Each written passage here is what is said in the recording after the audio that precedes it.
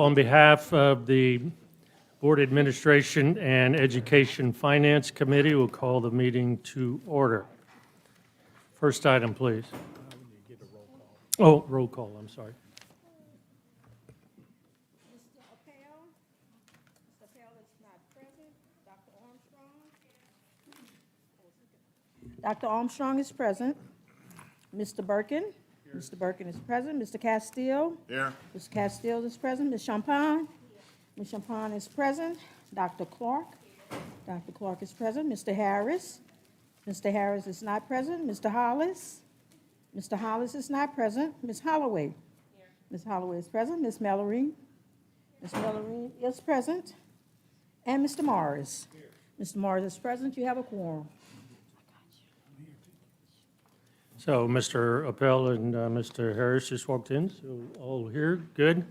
All right, now we'll begin. First item, sir. Your consent agenda is ready for approval, adding item 7.1.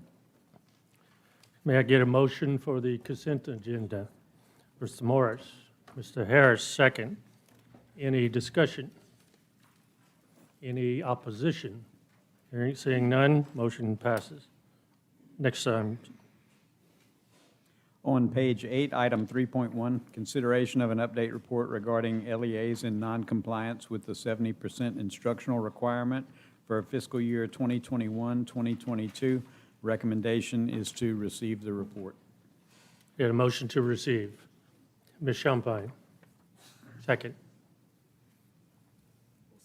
Mr. Harris. Yeah. Any discussion? Seeing none, any opposition? Seeing none, motion carries. Next. On page 12, item 4.1, consideration of the fiscal dialogues as a result of the fiscal risk assessment process for 2022-2023. Recommendation is to receive. I get a motion to receive. Mr. Harris, second. Ms. Champagne, any discussion from the board?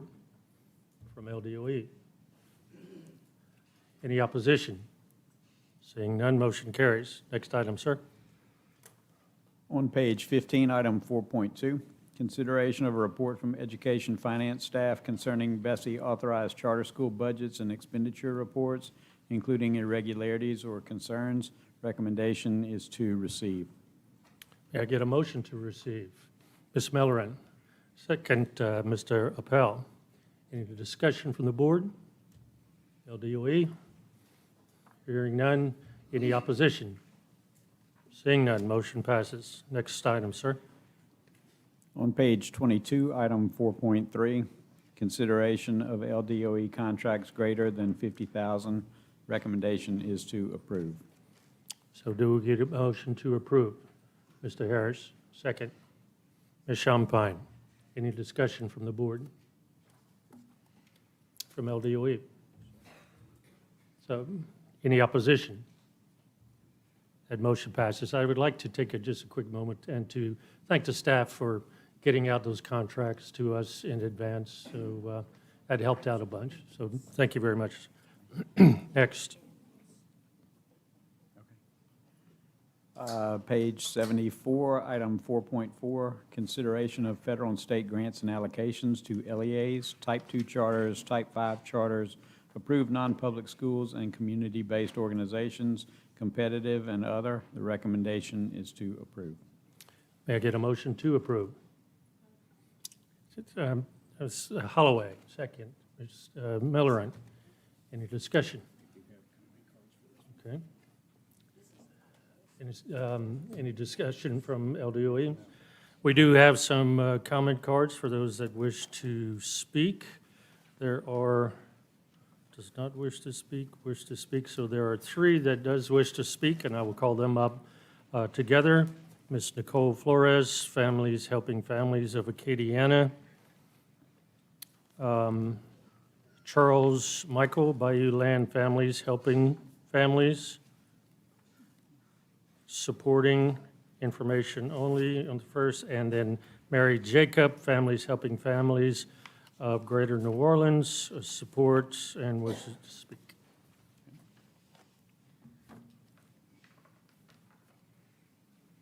We also have one from Jackie Pierce, who does not wish to speak but is also in support, and this is on this agenda item 4.4. So, Mr. Michael, you like to begin? Sure. Thank you. I want to start off with saying, thank you for letting us talk about this this afternoon. In 1989, Act 378 was passed unanimously by the Louisiana State Legislature, and as a result of that, the creation of 10 independently operated families helping family centers across the state of Louisiana were developed. We're all independently operated, but as a group, we've become a very well-oiled group across the state of Louisiana to provide services for families of children with disabilities.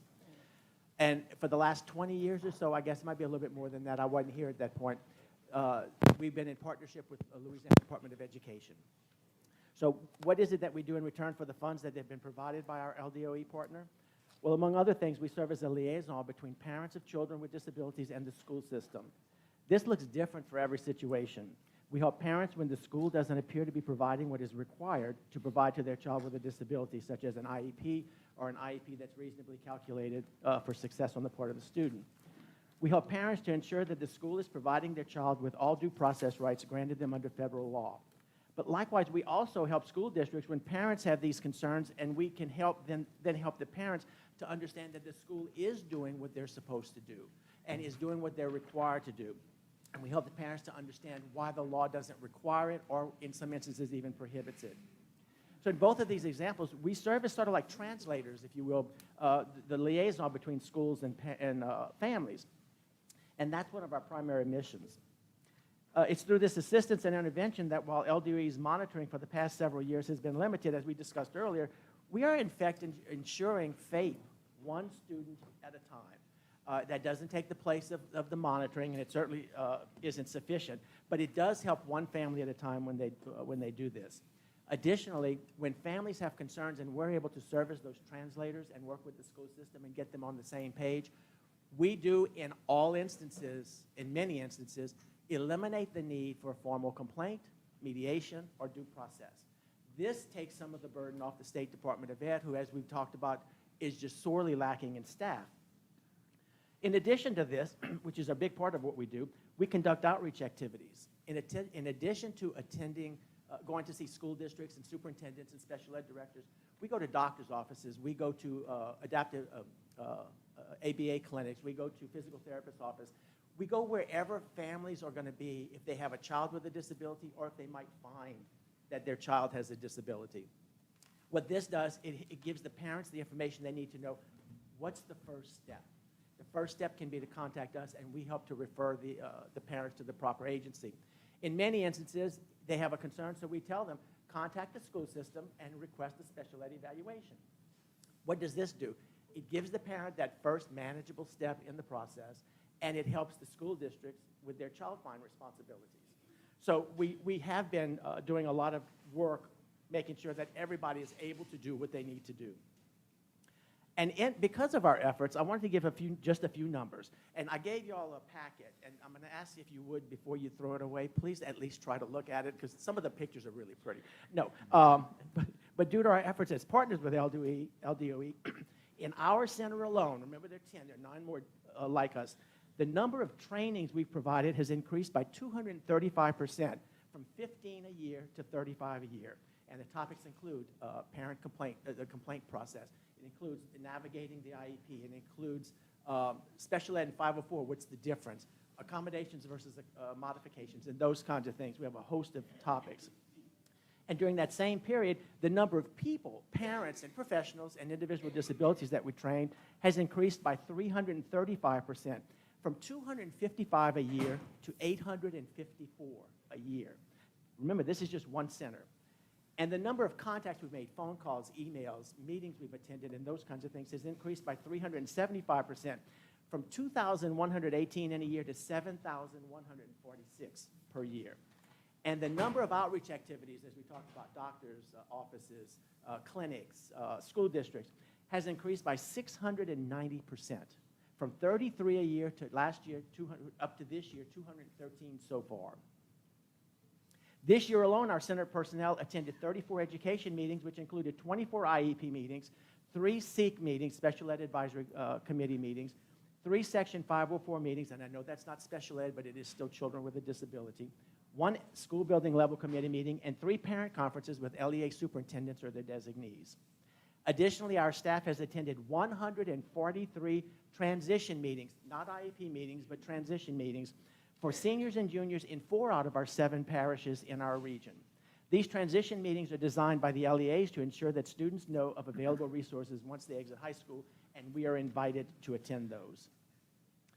There's a whole lot of other stuff that I'd like to say, but what I'm going to do is say, what is the ask? As the LDOE is reevaluating its family support partnerships as a result of the most recent audits, we ask that Bessie help LDOE to recognize the contributions of the Families Helping Family Centers and to prioritize increased allocations to those centers so that we can help them even more than we have done in the past. Increasing the funding and the role of Families Helping Family Centers will move us to a more equal partnership, which will help all parties involved. LDOE, Families Helping Family Centers, and most importantly, individuals with disabilities and their families. So help us by helping LDOE to honor the unanimous intent of that 1989 legislature when they passed Act 378, which I put an attachment, a copy of it, and clearly stated in that it is the intention of the legislature that the state of Louisiana adhere to the principles contained in this chapter in program planning, development, funding, and implementation for persons with developmental disabilities and their families. As I see it, as LDOE is in fact an agency of the state of Louisiana, I maintain that they are charged with doing their part to adhere to these principles. It is this common goal that we all share that will truly move us all toward the true partnership between LDOE and the Families Helping Family Centers that we all want. So I ask that you help us to get us there for the sake of all of the children with developmental disabilities in Louisiana. And I thank you all. Thank you, sir. Next. I'll go next. My name's Nicole Flores, and I'm the Executive Director of Families Helping Families of Acadiana. And I gave you a pretty sheet. I didn't have the bulk of Charlie's expertise in numbers and charts. But I am the director at FHF Acadiana, but I also served as the education liaison for 3 years. And also, I have a daughter who receives special education services in the parish. So it's pretty near and dear to my heart. My daughter was born at 26 weeks, so I actually came to FHF for help with education back in the day, and it's where I found my calling and ended up coming to work for the center so I could help families just like I was helped, at one time. So for over 2 decades, Families Helping Families received funding to provide crucial support to serve the families in need. It's different when you have a child with a disability. You don't even know where to start. Having a problem with school, where do I go, what do I ask? And that's where our education liaisons come into play. They actually are charged with explaining parents' rights and responsibilities in the whole process and help them work with the schools to resolve those issues. And like Charlie mentioned, we work to help resolve those disputes before they go to the higher level and help parents advocate effectively so they can teach their children to advocate for themselves when their parents are gone. So what we do at our Families Helping Family Centers includes things like outreach, training, peer-to-peer support is the biggest thing. Being able to connect to another parent and explain, hey, I went through something similar. These are things you can do. Your child can learn, and you can work with the school system, and they'll be a valuable member of the community. It's kind of like you don't know where to start, and you're trying to figure out, how do you spell this word? And people tell you, go look in the dictionary. The dictionary is in German. I don't speak German. So they can come to us, and we can kind of walk them through the process. Without the support of the FHF centers, most families would not receive the help and guidance they need. We provide unique family support as our employees are both knowledgeable in special education. Both of our education liaisons are former special education teachers. They also have children with disabilities and are self-advocates with lived experience. So they have that wealth of background that they're working with. And that's valuable to all of our families. It's not a new project. Like I said, this is the funds are utilized to provide that direct support, training, outreach, so that we can reach all of the families in all of our areas. We also serve 7 parishes. So with this continued funding, we can continue this partnership and make sure we serve all of the families just like mine, because it's near and dear, and I'm one of those families. So I just want you to keep that in mind as we work together and look at the partnership, and we can show our past performance and our future capacity to make sure we keep helping the families just like mine. Thank you. Thank you, ma'am. Ms. Jacob? Thank you. It's me again, Mary Jacob. I can tell you that I've been here long enough to know, I remember the negotiations with these contracts originally. Started with Virginia Baradon, who was the then special ed director of the department. And we had probably a good year's worth of meetings to determine how this would look, what this partnership would look like. So this goes back almost 25 years ago when we first started this. I also want to note that our first contract at that time was for $85,000. It went up to $120,000, and it's currently at $46,000. So it doesn't even pay up a little bit more than part-time of one employee's time for us. So keep that in mind when we think about what we're measuring. But one of the things I've been known to say, if anybody's heard me enough, is one of the hardest things to do is take money from systems that you're trying to fix. So y'all give us money. We appreciate that. But at the same time, all we get is complaints from the parents. People don't call us and tell us how wonderful things are going. They only call us when there's a problem. And we try to fix it at the LEA level, but when we can't, what we typically would do is go through the dispute resolution process. But as we know, that process was broken. So then our only other choice was to bring it to staff here. Usually it was Ms. Jordan, because she was the only one that we really could bring it to. And that's where I think is what has us where we are today. Ms. Holloway asked that question, how do we end up here?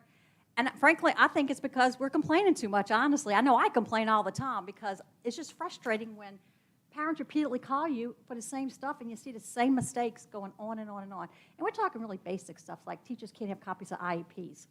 Never heard of such a thing. You can't have a copy of an IEP. So I think that, you know, we all say we want the same thing, but we need more help, and I think that's become really evident when we was talking with the earlier audit that we had talked about.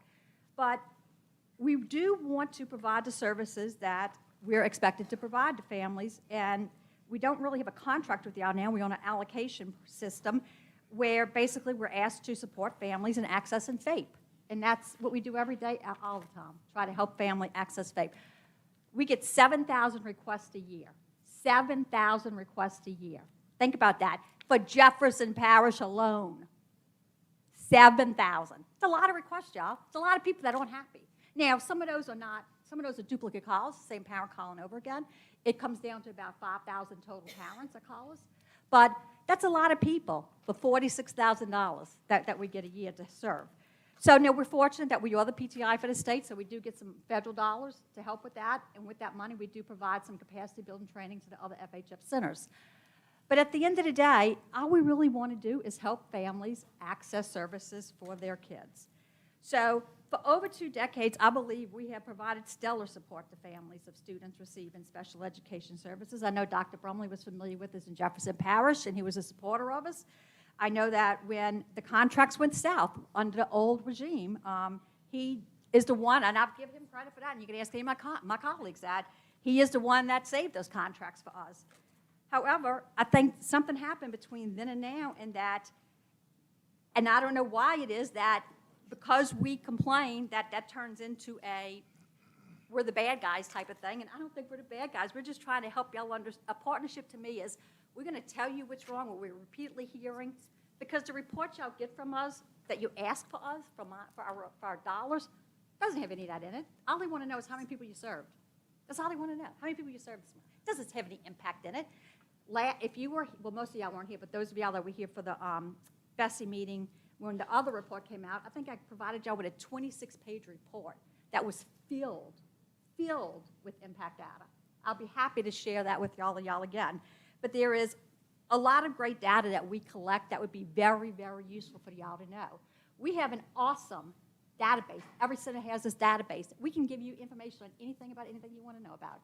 And when I tell you that I can write reports for days on impact data, I can write reports for days. And I've repeatedly said to the department that rather than how many people we serve, because who really cares if you're not making an impact, ask me what we're hearing in the field. Ask me what we're doing. And even though it was alluded to earlier today that's asked, I think we've only had maybe 2 or 3 meetings with the department in the last year that they have called us and joined us on our calls. And we meet every single Monday, 11 to 12 Monday. You want to find a director, you just Zoom into us because we're always meeting and talking about all kind of things.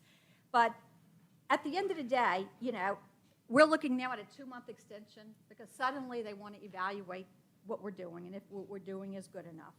And I'm going to just be real frank here with y'all. My colleague has asked me not to use the R word, but I feel like it's retaliation, honestly. And I'm going to tell you that there's people in this room that can tell you I've walked away from money, and I have no problems walking away from LDOE's money. No problems at all. I will walk through fires for my families. I will do whatever I can for my families. But the one thing I will not do is sell my ethics out to keep shut and to shut up and not tell people what the problems are. Somebody told me the other day, they said, people ought to be more scared of you once you retire, because I will retire on the end of this month. They said they ought to probably be more worried about you once you retire than before then, because once you retire, then you have no filter at all. We just think you have a little bit of filter now, and it's probably true. But I just, you know, I don't understand. I feel like to some degree, my colleagues are being punished because of me, because I am the vocal one in the group. And that's very unfair. That's very unfair, because if y'all want to punish me, but don't punish them. We're all doing great work. We're all helping families at the end of the day. But it does feel like we're being punished for speaking out because we feel like we don't know where else to go and what to do. Just like when we go to legislators and say, y'all guys, y'all the ones who hold the stuff here. Y'all got to fix these problems. We can't fix them. But something's wrong when we have to go to legislators and get laws passed to pass laws that already is in the book. And we need to figure out how we can make the system better. We do want to partner with you. Our partnership is both ways. It can't be one way. Thank you, ma'am. Yes. I had a question. I've received a number of emails since LDOE put the ombudsman position in place. Parents thanking the board, you know, and LDOE for making that move. So I'm just curious what your experience has been. Have you experienced any efficiency improvements or responsiveness improvements? Can you comment on that? I can tell you, I will not say who I heard it from because they are in the system, but I was told that the ombudsman is working as an administrative assistant, basically not doing what she thought she was going to do, and that the system is 4 or 5 months behind, and they're drowning up there still. That's what I've been told. You know, But I from know from your personal experience is what I'm asking, not secondhand information. Oh, my personal experience. Well, no, she really can't tell me anything. She doesn't. I know more than she knows. Okay, thank you. So, Yes, sir. Just one sentence. It might be run on, but just one sentence. Okay. One thing Nicole mentioned it, but almost all of us, the directors and the employees of Families Helping Families, we are either individuals with disabilities, parents of individuals with disabilities, or family members of individuals with disabilities. I myself have 2 children with disabilities. They're adults, but I'm old enough to remember before Families Helping Families came on what it was like for us. It was so hard to find services, and this is no fault of LDOE or anybody. It's just where we were in 1990-something. We moved to Texas where we could get some services. That was the only option we thought we had. As Families Helping Families, we provide parents alternatives. They can stay here, and while some of our services are not maybe as good as other states, we are better than many, many states. So we're here to serve as the conduit so families can stay in their communities where they have natural supports, not be in institutions, and they can get the services they require inside the home. I just wanted to make, and that was a really long run-on sentence, so sorry to my English teacher. Thank you. Thank you. and I just want to make one other comment too, that I know that there's one other family support agency that y'all fund, and just so y'all know that they refer to families to us. So I'm not sure what y'all funding them for, but they get more money than we get, and they refer to families to us. And I got pages and pages of text messages for that, with them telling us, we can't help these families, y'all need to help them. So, Any comments from the board?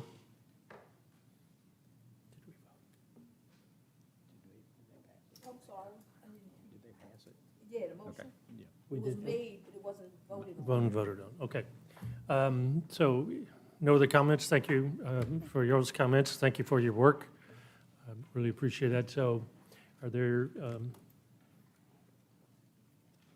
any nays? Yeah, once Oh, you, I thought we had a motion already. We had a motion to approve, so. Okay, any exceptions? One comment. Yes, sir. Yeah, so I think what was just displayed is evidence of the fact that we have to shift the way in which we're serving families in the community. And so that's what we are exploring. How can we do that better? And I think the testimony, and there's nothing wrong with the testimony, but I think it speaks to the fact that we have to make some shifts in the way in which we have the outreach through these types of services. And so that's what we're going to be looking at. And I want to invite Ms. Champagne to work with us alongside of us as we do that, since you are chairing seat. Okay, any other comments? Seeing none, any objections? Seeing none, motion passes. Next item. On page 113, item 4.5, consideration of an update report regarding the LDOE contracting process. The recommendation is to receive the report. Motion to receive. Mr. Harris. Second, Mr. Appel. So we have, go ahead. Well, I was Dr. just going to set this up. So at the last meeting, the board requested just information on how different RFP processes work, what contracts have to go out for bids, which ones don't, which ones you approve, which ones you receive. And so our team tried to pull together a helpful presentation here just to help give you guys some, what I think will be good information. So in the future, when you see various contracts or vendors, that you have a better sense of how that process looks. And so Beth Ciano, who's been with the department for several years, and Ken Bradford, who's also been in the department for several years, and Beth is our Deputy Superintendent for Finance, and Ken is our Chief of Staff. And so, Mr. Burton, they'll make a report if that's okay with you. Absolutely. Thank you all for being here. And I know with this new Bessie, we were really eager to learn a little bit more about how this process works. Y'all have explained it to me, but we'll do it to the whole board, so thank you. Good afternoon. Yes, sir. Ken Bradford, Chief of Staff, Department of Education. What I'll do is I'll start by just walking through the contract approval process, and I want to take you through 3 items. I've tried to distill this very complex, lengthy process that we have to do here in the state with the state procurement code into just 8 slides. So but I'll go through the approval process, the different funding thresholds for contracts, and then the different types of contracts. So first, I'll start with our contract approval process. Here in the agencies, the contracts are initiated within each of the program offices. The internal approvals are gained from the program office deputy chiefs, our budget office, the deputy chief of staff, the program office, and ultimately the assistant superintendent until the contracts roll up to myself, the chief of staff, or State Superintendent Brumley. In the process of developing a contract, whether it's a $300 contract or a multi-million-dollar contract, the contracts are reviewed by the Office of State Procurement as well as our internal legal team here at the department. Again, there's not a lot of flexibility with contracts. It's outlined. It's codified in statute, revised statute 39-1551, and Title 34 of the Louisiana Administrative Code. Both of those guide us in what type of contract, how much the contract can be for, and then whether that contract has to go out on an RFP process, bid process, or whether it's like an interagency transfer. And I'm going to go into the different types shortly. And then finally, at each Bessie meeting, contracts 50,000 and under are reported for informational purposes. They're on your consent agenda. And then contracts that are over $50,000 are presented for approval by Bessie per Section 1103 of the Bessie Code. I'll put the contracts into 3 different buckets relative to the funding. The first bucket is the one on the slide that's in the backup, which is $0 to $50,000. These are contracts that are approved internally here within the Department of Education. They require an Office of State Procurement, a different agency, for a pre-approval and a final post-approval once they're approved. And then we bring them and we report them to you here at Bessie. We had 4 or 5 of those today that were on the consent agenda that you approved today. The next bucket is a contract. Once a contract goes over the $50,000 threshold, in up to $74,999. We have to bring that here to you for Bessie approval before we can execute on that contract. And then the final batch of contracts are contracts that are in excess of $75,000.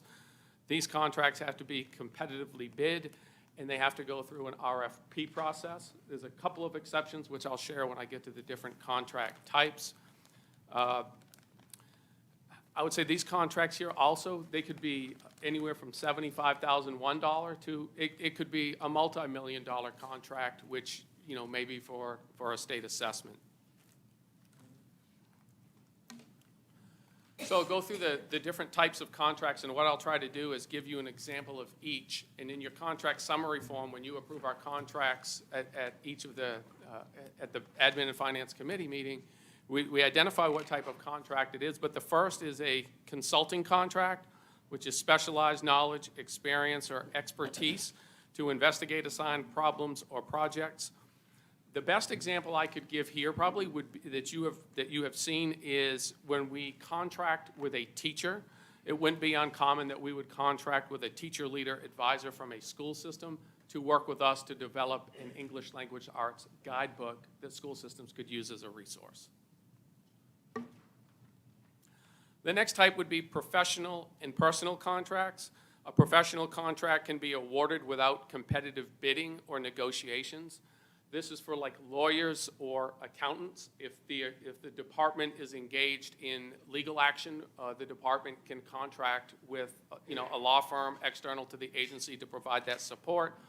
Also, we can contract with accountants. I think a recent example of this perhaps would have been during COVID. The state was the benefactor of $4 billion of stimulus funding.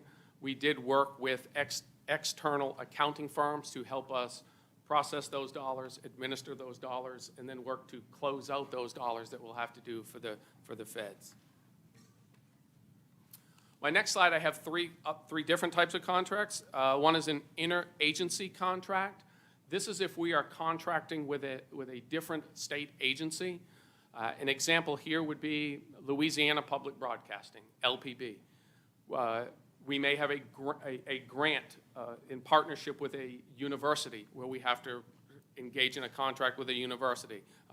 We've had those contracts, whether it's working with a university on some attendance initiatives or school safety issues. There's a federal grant. We have to get dollars from here to the university or vice versa, and those are interagency contracts.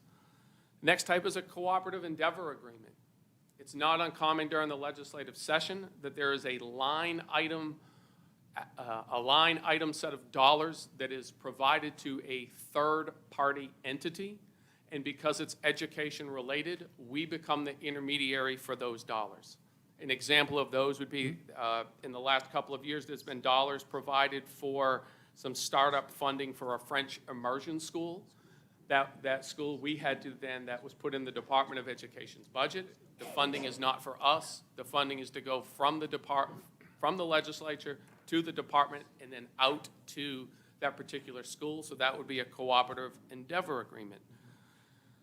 The next type is a social services contract. This is rendered by a person, a firm, or corporation or organization for the general welfare of citizens in Louisiana. We received some funding. An example here was we received some funding during COVID that we had to do the contracts on behalf of non-public schools. Non-public schools wanted to hire a professional school counselor for their school. We did that here, worked with state procurement. They told us that would be a social services contract, and we initiated that contract. And finally, my last slide and the last type of contract is an emergency contract. We've not had to engage in an emergency contract in almost 2 years, but the law prescribes what is defined as an emergency contract. That's when there exists an imminent threat to public health, welfare, safety, or public property under emergency conditions as defined in accordance with regulations. And then there's administrative code, which gives the state board promulgated authority to engage in an emergency contract. It would be the chair of this Admin and Finance Committee and the board president who could approve such an emergency contract.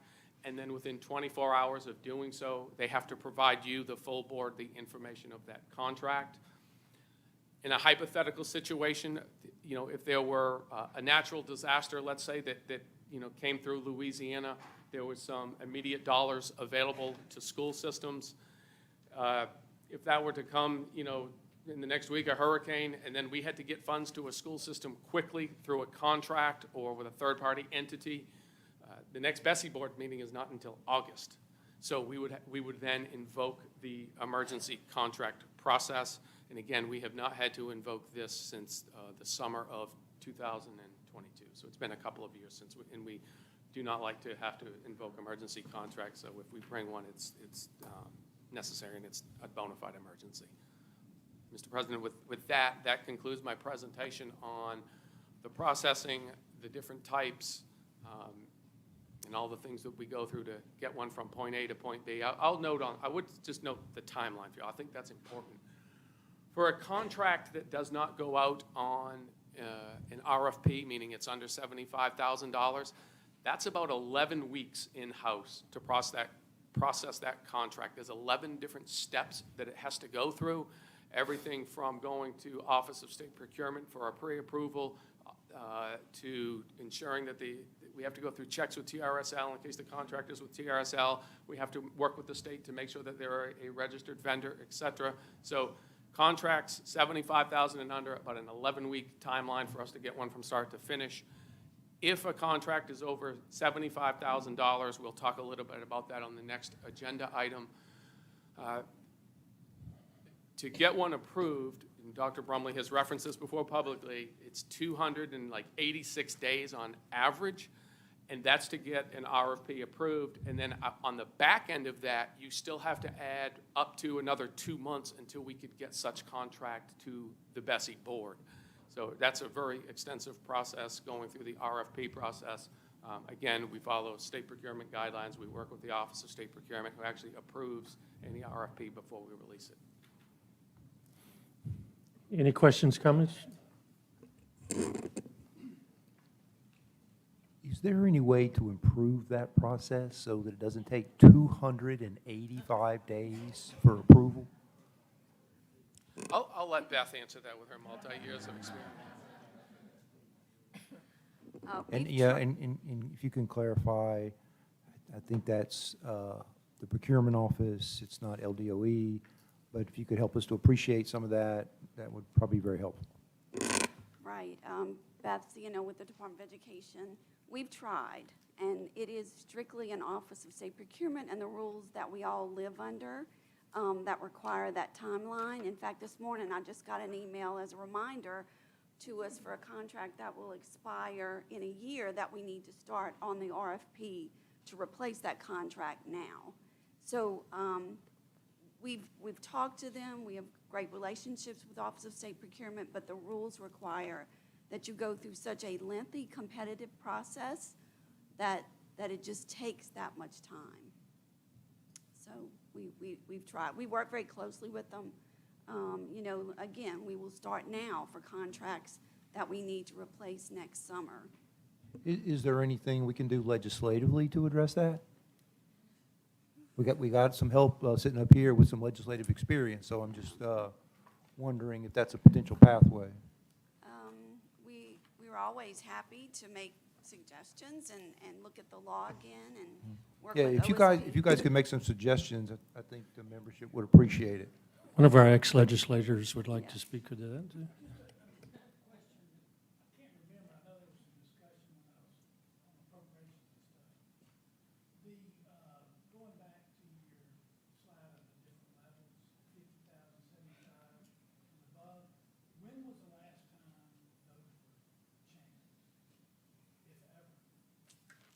We've been under the 75,000 rule for probably, I would say, 8 years now, probably 8 to 10 years. It's been quite a while where that was raised. It seems like that would need to be reviewed in light of the new hyperinflation that we've been experiencing. Yeah, I don't think any agency would disagree with that. That may help. Anyone else? what came to light for me being in this position and listening to you guys for these last several months is that how many eyes look at each of these contracts. It's not that one person will take look at it and approve it. It goes through a process, as you heard, a lengthy process at some point, but for several different eyes to look at it to make sure that nothing nefarious was going on. And we have probably all been in situations where the financing in education has come under scrutiny by people that are not in the know, including myself at times in the past. So hearing this and and I really appreciate this presentation for all of us, makes me feel a lot better as to how the money is spent and the process we have to go through. So thank you all for doing that. Do we need to vote on this? We do need to vote? Okay. So we had a motion and a second, so we just need any objections to the presentation received? Seeing none, motion passes. Next item, sir. On page 122, item 4.6, consideration of an update report regarding potential contracts for administration and management of an education savings account program. Recommendation is to receive the report. Motion to receive. Mr. Harris and Ms. Champagne. And so, Yes, Department, take it away. Yes, sir, thank you. So as ESA legislation made its way through the process legislatively, one of the things that we called out consistently is that the legislative auditor had identified that it does take about 280 days for the RFP process to complete. And in all the ESA legislation, it essentially said that we would launch a program for August of the upcoming year, not this August, but August of '25. And so if you do the math on that, there's really very little way for us to be able to procure a program manager for the ESA program. And also keep in mind, there's not a state that has an ESA, universal ESA, that does not utilize a program manager in order to administer the program. And so we routinely reminded legislators that if the goal was to have the ESA program launch in August of '25, that there would have to be some form of flexibilities to the normal procurement process. And so we certainly did not want to unilaterally make a decision on the program administrator for the program. We were just simply calling out the calendar will not work as it is. And so thankfully, the legislature agreed to allow us to basically have what we're calling an RFI process, which we'll explain to you here momentarily. But then the goal is in August for us to bring back to the board a selection with a contract for the board to approve. And that's only one of the steps. So beyond that step, also the Joint Legislative Committee on the Budget would also approve of the vendor and the contract to be able to get this program, this ESA program, off the ground initially. And so Ken and Beth, if you all don't mind, would you share with the board just some of the information about the RFI process and how we'll more or less work our way from today until the August meeting? Yeah. Ken Bradford, Chief of Staff, Department of Education. Yeah, I'll further elaborate and just go into a little bit more detail on some of the things that Dr. Brumley alluded to, and that is just that within the Senate bill itself, it stated that the department may enter into a contract for administration of the management of the program or parts of the program, subject to the approval of the State Board and the Joint Legislative Committee on Budget. So I'll start there, and keeping in mind as we work backwards, the law also said that the department shall begin enrolling participating students not later than March 1st of 2025. So we need to have a system, program management system in place by March 1st of 2025, which comes up on the timeline of those. So with that, We have a draft RFI that was included in the backup that we've been working both internally here and on the Office of State Procurement template for RFIs. The timeline is key on this, though, because we want to bring something back to you in August. Because it has to go to joint legislative committee, there is a joint legislative committee in September. So our goal is to release the RFI, do a review of potential vendors, come back to you in August with a recommendation that we can enter into a contract with for the particular program manager, and then bring that to the September Joint Legislative Committee on Budget. If we don't meet that deadline of August, then what we're looking at is an October BESI meeting, and then following up at the next joint budget meeting, which may or may not be after this meeting in October and could run into December. So we feel we're really tight on the timeline, but we knew we were going to be on a tight timeline, so we've been working on this draft RFI that we could release that's included in your backup here today. Yeah, Mr. Harris, and then Mr. Appel.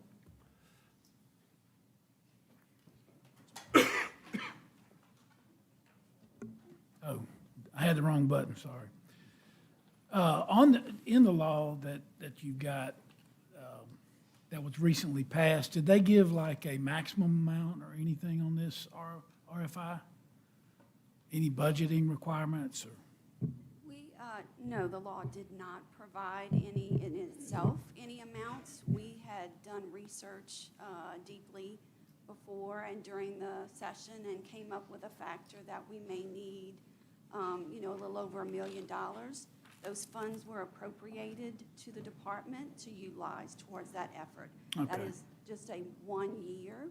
We will need to go back and request, anything that would be in subsequent years, but to get us started this year, they did appropriate funds to us. Okay, because Mr. I remember Harris. us talking about that. And I want to add to that, too.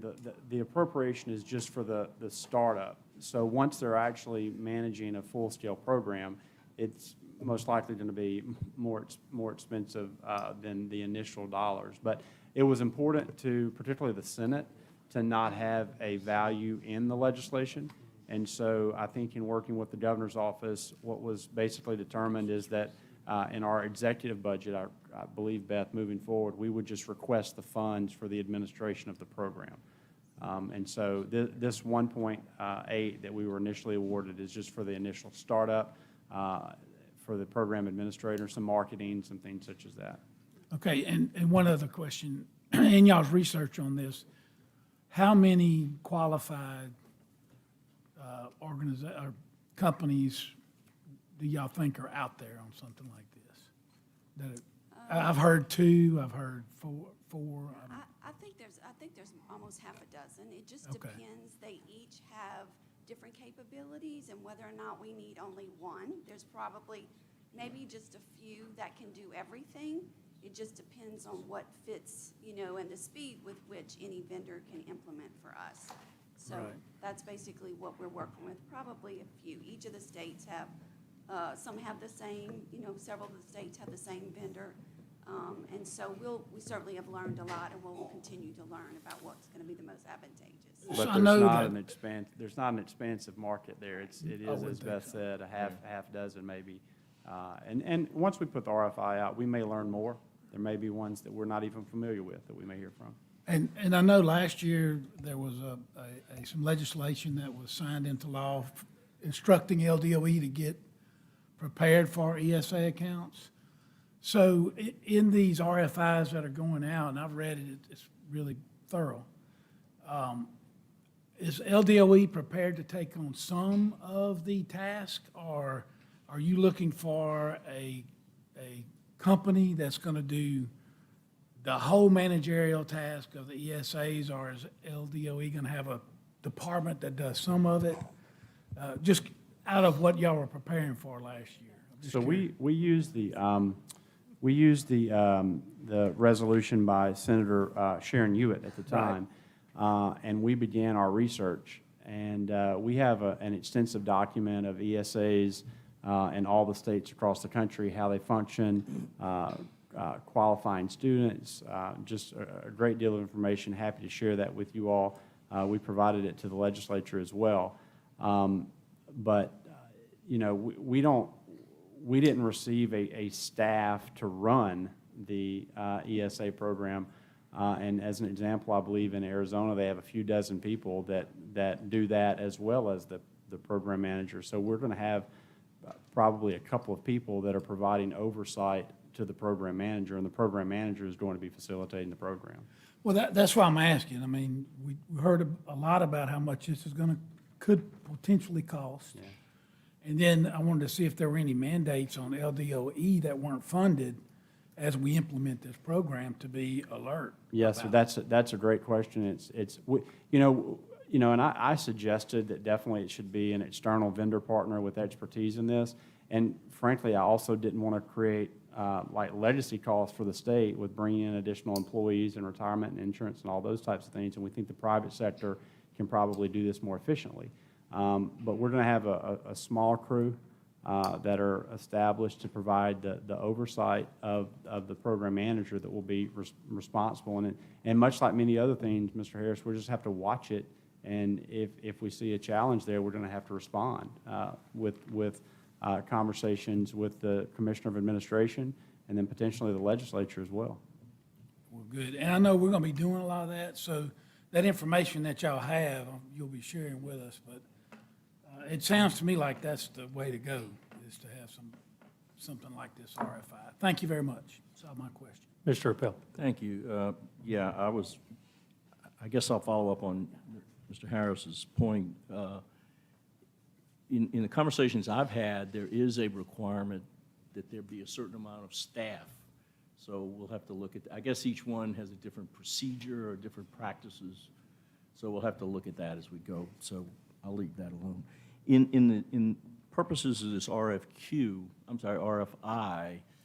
are you going to be looking for costs, cost per person, cost per total program? Or normally an RFI doesn't include a cost function.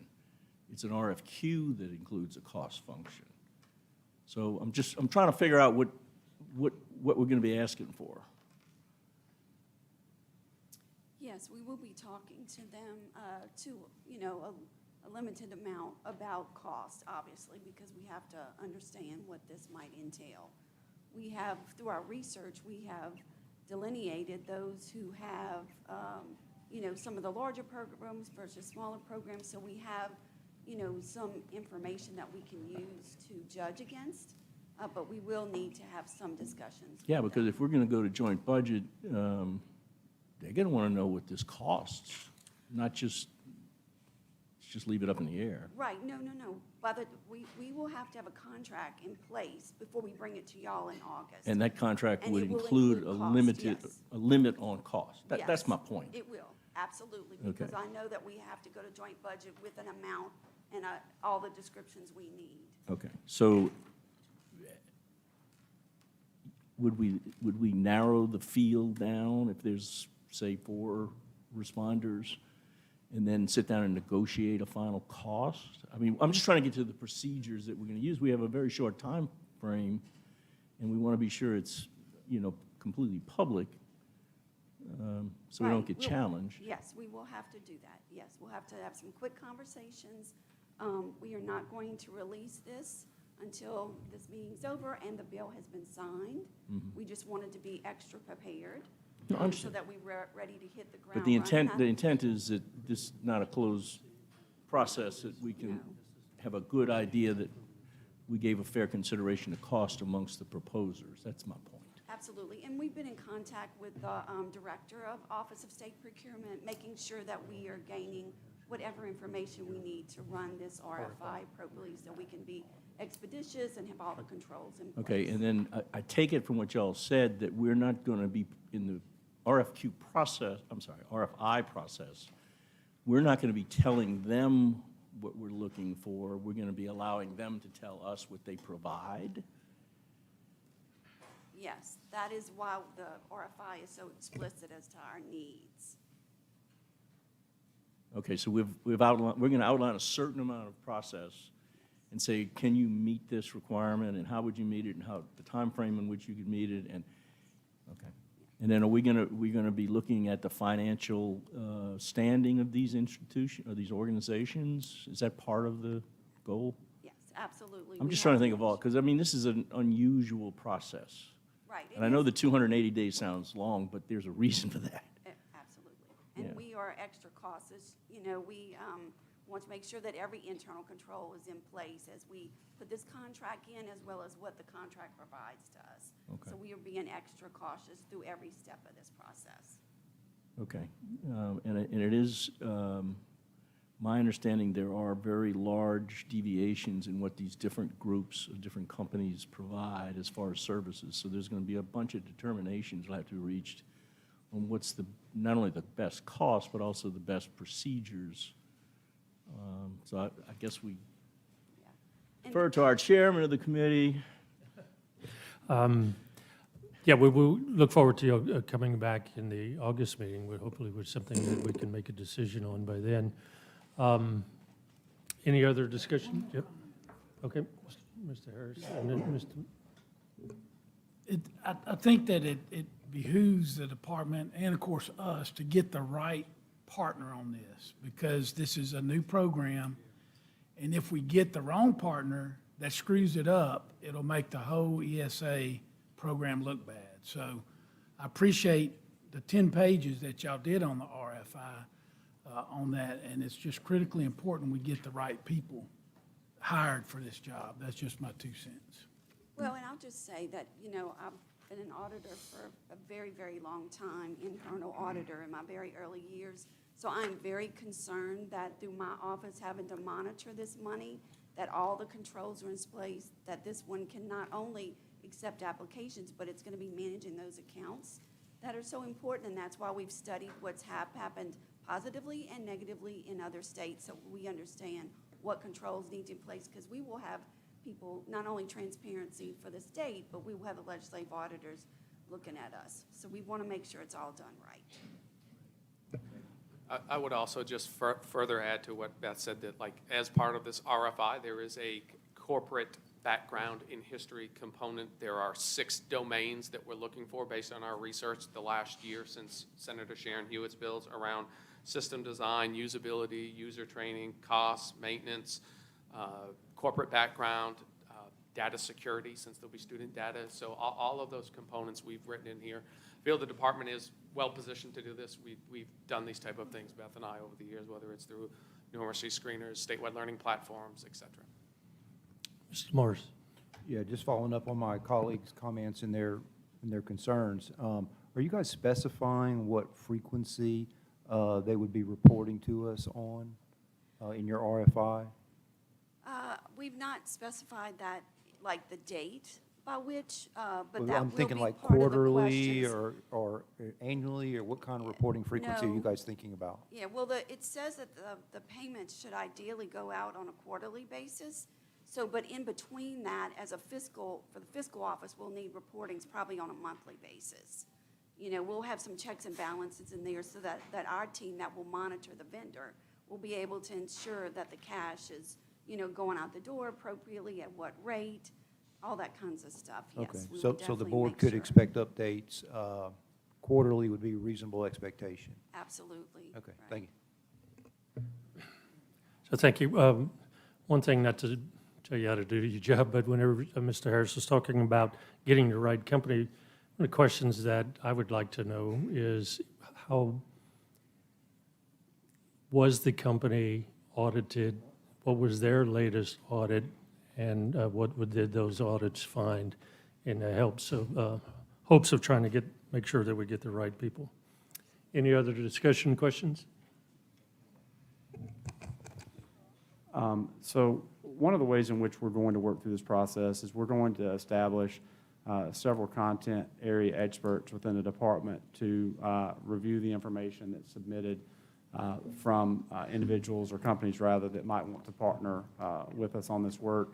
So we'll have individuals from our school choice office, from our finance office, various teams there engaged.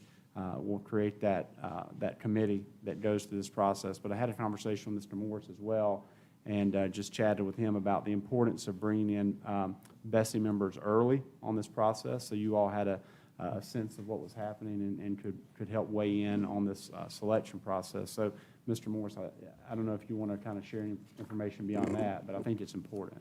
Yeah, thank you, Superintendent Bromley.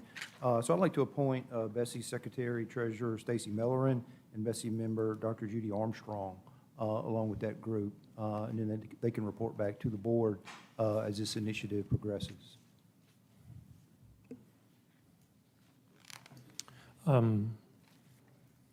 Mr. President, as chair of this committee, may I be on there as well, or is that too many? Yes, sir. So, thank you. Any other comments? Do we have Beth, do we just need them to receive this report right now, or do they have to approve of the RFI going forward? No, I believe they just need to receive it today. Okay. Yes. Mr. Burton and I were making sure we had clarity on that, so thank you. So we do have a motion and second to receive this report. Are there any objections? Seeing none, that is approved. Next item, sir. On page 133, item 5.1, consideration of program and budget revisions on HG statewide grant programs for fiscal year 2023-2024. Recommendation is to approve. Can I get a motion to approve the 8G revisions? Mr. Harris, second.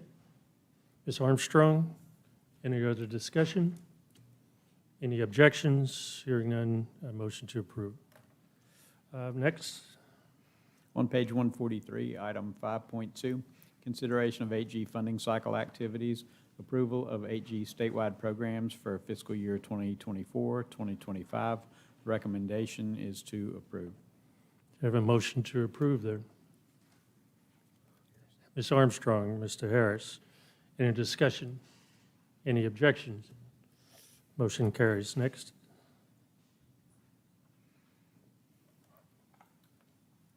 On page 155, item 6.1, consideration of legislative reports.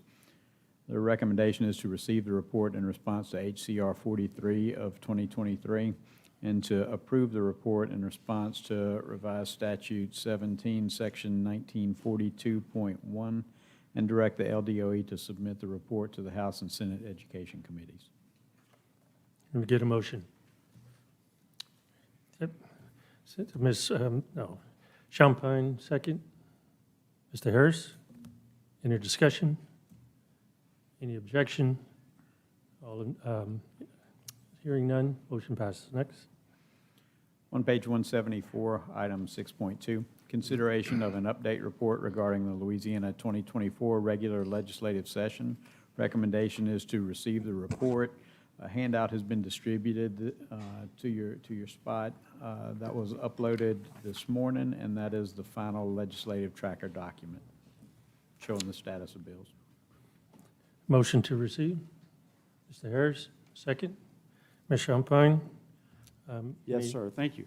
So I counted recently, and I've been in this role 4 years, and I think I just experienced my 16th legislative session. So that math doesn't really work out well, but that counts veto sessions and special sessions and regular sessions. But we really started working in the fall of last year to think about priorities moving forward, working with the transition of our new governor, Governor Landry, working with new legislators and previous existing legislators, and working with many of you to think about having a successful legislative session. And I'll tell you, I felt like this session was going to be an easy session because of so much alignment from various groups, but I found this to be a very strenuous, difficult, taxing session. But at the end of the day, I really think that kids won in the state of Louisiana, and I think the economy won, and I think the state won in terms of education as a whole. The things for which we asked on funding, although we may not have received them in the manner or the methodology that we wanted, at the end of the day, we received the funding that we asked for. And with so many of you being previous legislators, you know you're you live by that budget every year. And we were very fortunate to be funded with a number of the projects that we want to accomplish. You know, while MFP wasn't necessarily funded, the items that we asked for within the MFP were funded. They were just funded outside the MFP. Beyond that, the teacher stipend that we placed the resolution for, the teacher stipend was fully funded at $2,000, so a lot of good stuff.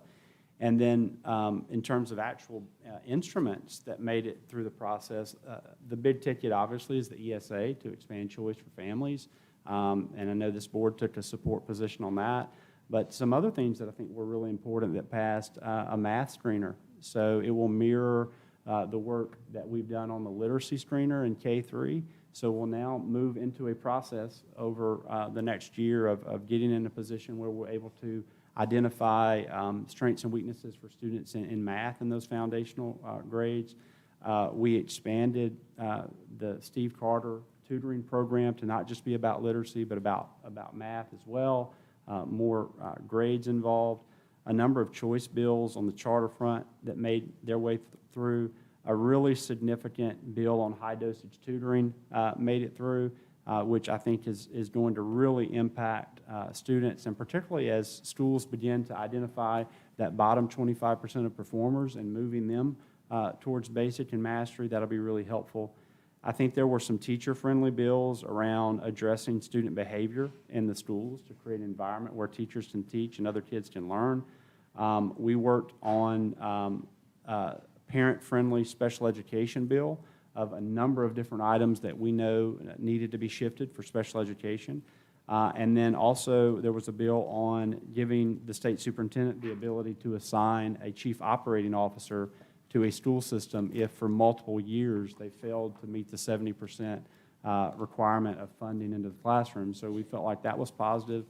And then one that I don't think our students will find positive is the cell phone ban in classrooms. So cell phones across the state of Louisiana in classrooms, they now have to be off and stowed away during the instructional day. And so these are some of the, of course, not all, these are some of the, I think, some of the highlights from the educational space. And I apologize if I missed someone's bill, but that's just some of the ones that I think are really important. And what you have, a hard copy, and we'll make sure you have an electronic copy as well, is just the listing of all the bills that our team worked and tracked and communicated on over the course of time. And I'll tell you, legislative session is also strenuous because so many rumors fly about different things that are and are not true. And so I just want to commend my team at the agency for doing such a good job of trying to keep everyone informed of what was happening. You know, trying to work with legislators, trying to work with the administration, trying to work with advocates, trying to work with you all. And what will sometimes happen is someone will call me or one of members of our team and they'll have a conversation about a bill. And then they go out and say, well, I talked to Dr. Brumley and they said, you know, and they appear as if we were supporting it when we're just giving them information. And so I just want to thank my team for doing a really good job. But what's next is implementation, where we have to promulgate rules on many things. And so that's where a lot of the hard work is still going to come, particularly on this ESA bill. Like that, this is going to be really hard work to make sure we get this right.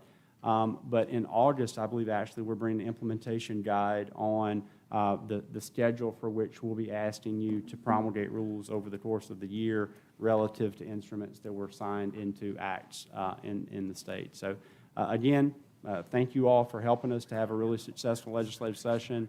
I think kids won at the end of the day, and for that, I'm thankful. And should you need anything else around this, just let us know. Yes, sir, Mr. Morris. Yeah, so just wanted to follow up with Superintendent Bromley's comments about how dynamic that process is and give board members an opportunity for some feedback on the process. Before we went into session, we share with board members what the past practice has been for BESI member engagement in that process. And you know, some folks have more discretionary time than others. Some folks want to be informed more frequently than others. So it, you know, it varies across the membership. But I wanted to give members an opportunity to provide some feedback on their experience. So members, if you would, shoot me an email, the officers an email, if you have feedback you'd like to provide on the process, as we go forward. And then the second thing I would ask members to give some thought to is, we've got a Bessie retreat that's on the calendar for August. And we pulled that forward initially to February to help with onboarding process for new members, and I think that was a good call.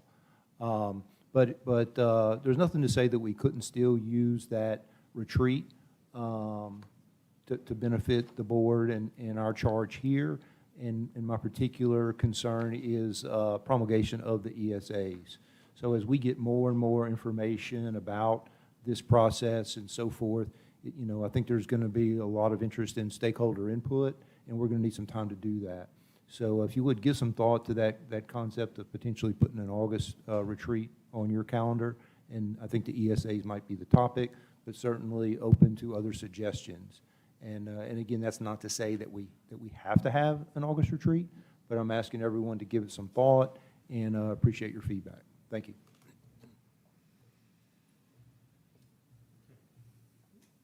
So we do have a motion and a second to receive the legislative report. Any objection? Seeing none, motion approved. Next, That concludes your agenda. to MFP.